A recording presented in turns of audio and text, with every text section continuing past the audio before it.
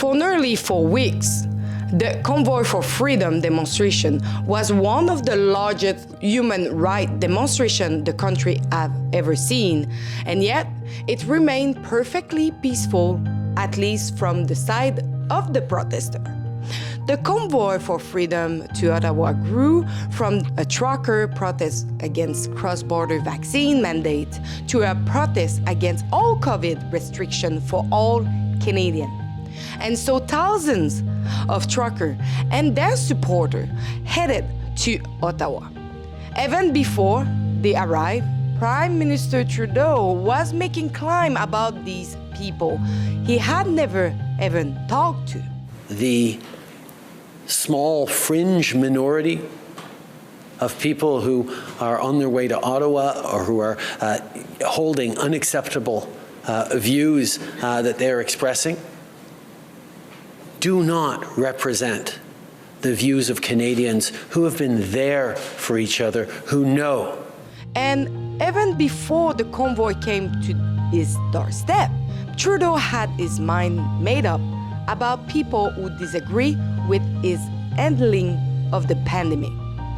Last December, Trudeau attacked his critic on a French language talk show. Mais il y a aussi des gens qui sont farouchement opposés à la vaccination. Qui sont extrémistes. Qui ne croient pas dans la science, qui sont souvent misogynes, souvent racistes aussi. C'est un petit groupe, mais qui prend de la place.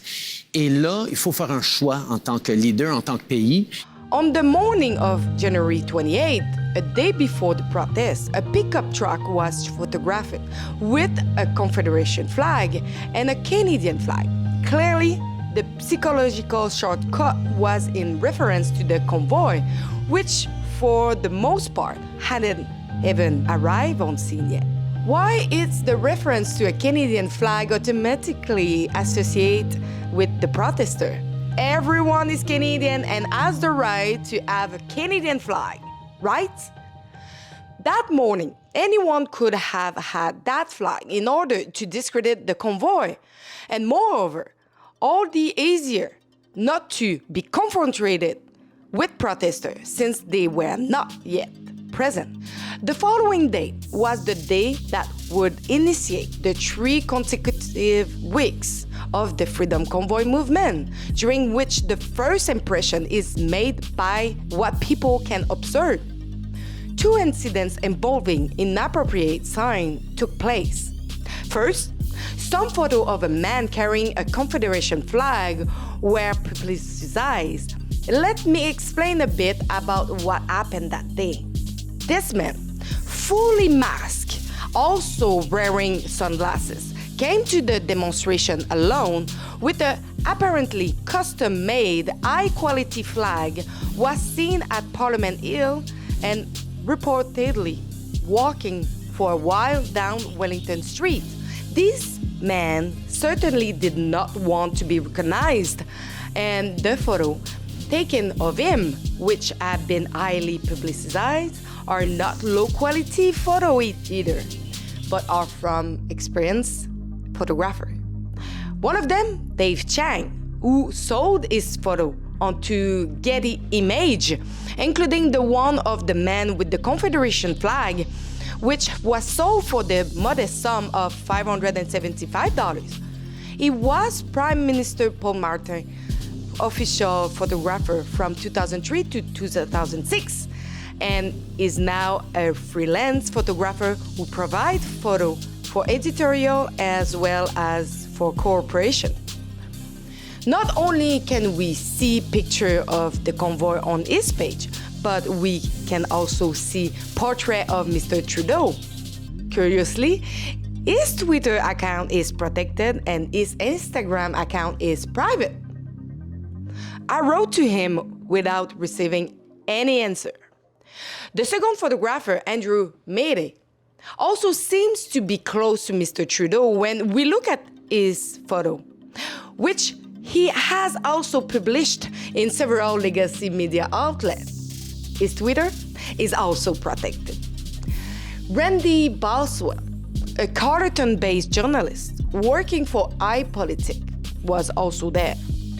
As can be seen from their photo, they were all in the same place at the same time, since the photo have the same landscape angle. That day, several people had interaction with the man in question. Here is my interview with one of them. Daniel, you were there when the Confederation flag was flying. You had an interaction with the man. Can you a little bit explain us what was his behavior?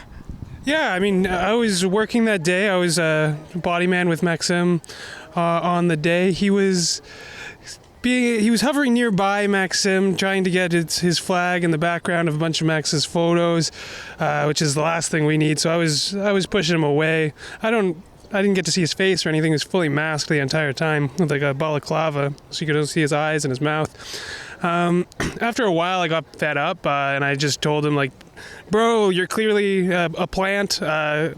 F off, and then a bunch of people around started chiming in and chasing him off, and then he pretty much disappeared. I didn't see him for the rest of the day. I talked to some of my colleagues, some of our volunteers, told them to watch out for this guy in case he came back, and tried to do the same thing, but no one saw him for the rest of the day. He just kind of scampered off, disappeared. I don't know if he tucked away his flag and took off his mask or what, but I didn't see him at all for the rest of the day as soon as he was confronted. Mm-hmm. Did he say something, or did he try to interact with somebody?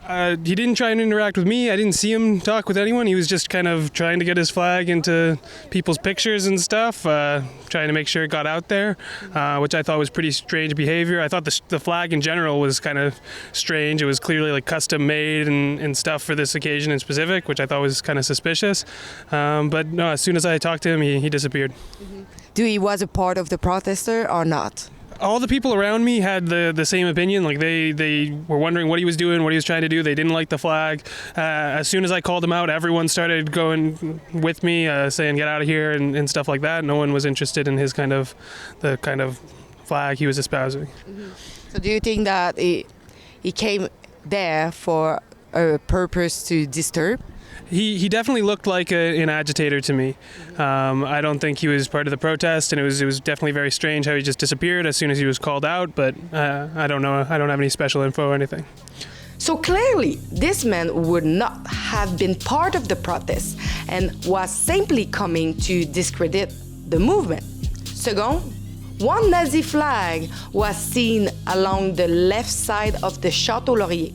The 3 photos of the Nazi flag that were published in the media were tweeted by freelancer Justin Ling, who claimed that someone sent him these photos and that he wished to remain anonymous.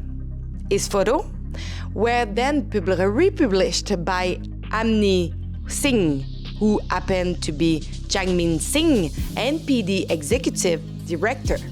A perfect opportunity to support Mr. Trudeau's claim, isn't it? According to the photo angle, the person is supposed to have been downstairs in the canal attached to the Château Laurier Hotel. However, the access to go down there was blocked by the police. So the canal being more difficult to access, how could someone have been there at the perfect moment when the person with the Nazi flag was passing by? Here is my investigation on the field. So I'm currently at the other side of the river. As you can see, it's still locked.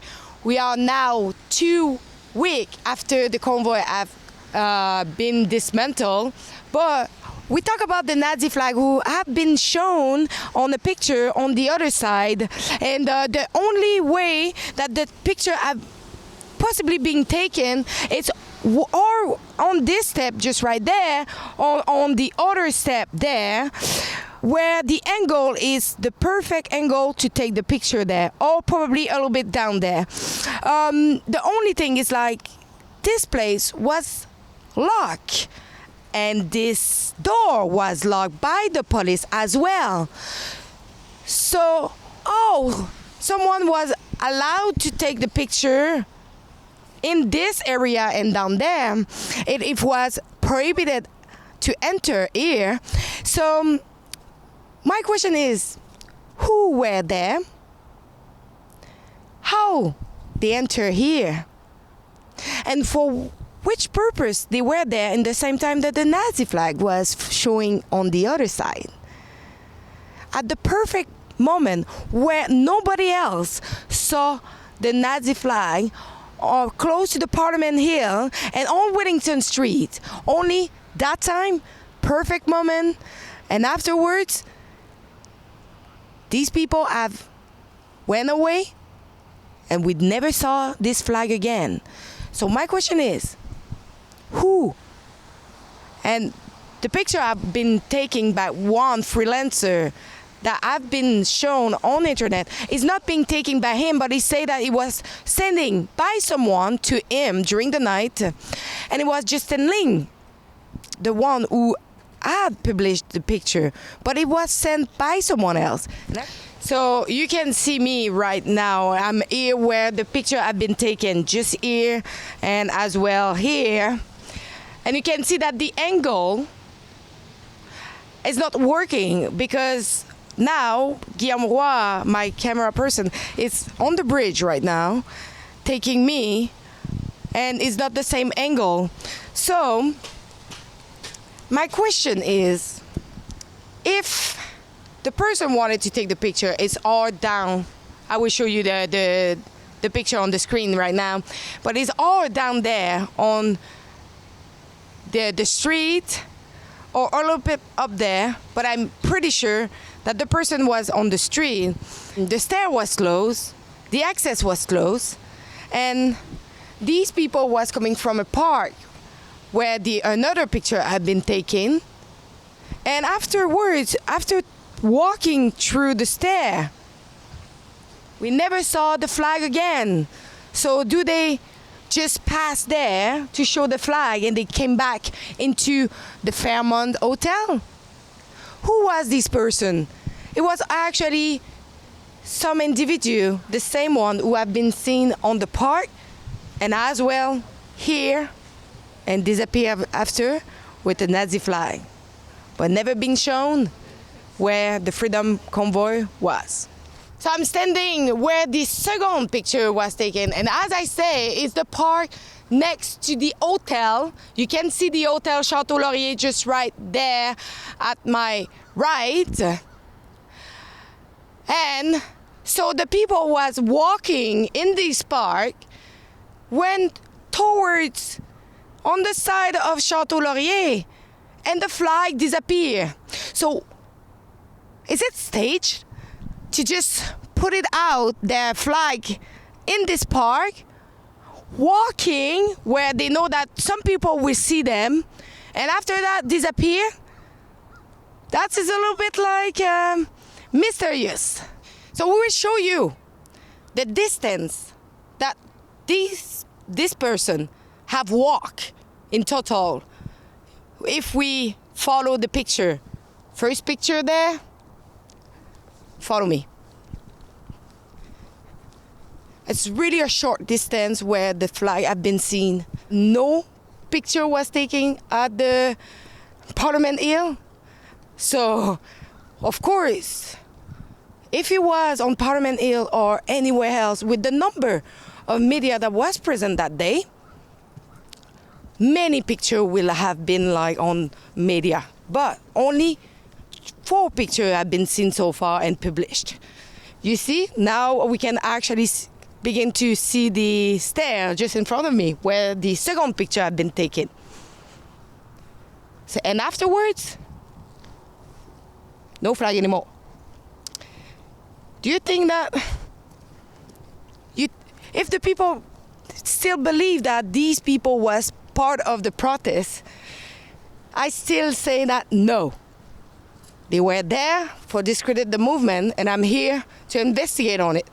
So in the Chateau Laurier, they have like many rooms, and we know that on Chateau Laurier was for a long time the headquarters of the police officer, from the police that was coming from everywhere from Canada. They were staying there, they were feeding there, and that was their headquarters.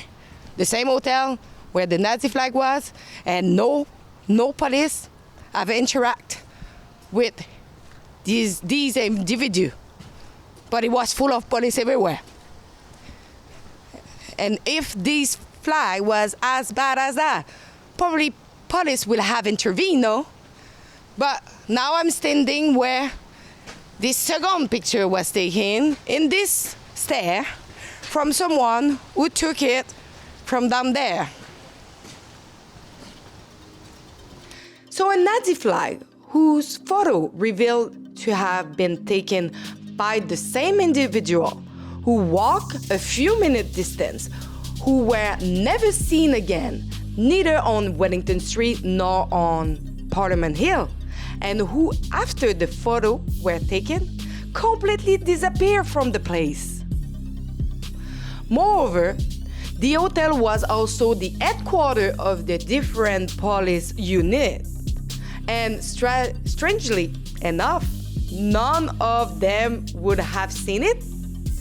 I wrote as well to the Ottawa Media Relation, and I didn't receive answer of my question. For my part, this is clearly a discrediting tactic. Why is this? Because from the following Monday, Mr. Trudeau used these photos as an argument to support his narrative, being able to use them as a tool against the convoy and to support his other argument afterwards. Yet, for the next 21 days, none of these flags were ever seen again, nor was there any mention of them. The first impression is always the one that people will keep in mind, and the government know that. Then, it was just a matter of playing around with these claims. Nice tactic, and it obviously worked. Was my report on the Nazi flag and Confederation flag. I hope you enjoy. Was Alexa for Rebel News. As you know, during the 2 days of dismantle of the Freedom Convoy, a lot of people have been injured, as me. And if you want to help me out with my lawyer to sue for what they did to me, you can do it to standwithalexa.ca. You can donate generously. Thank you so much.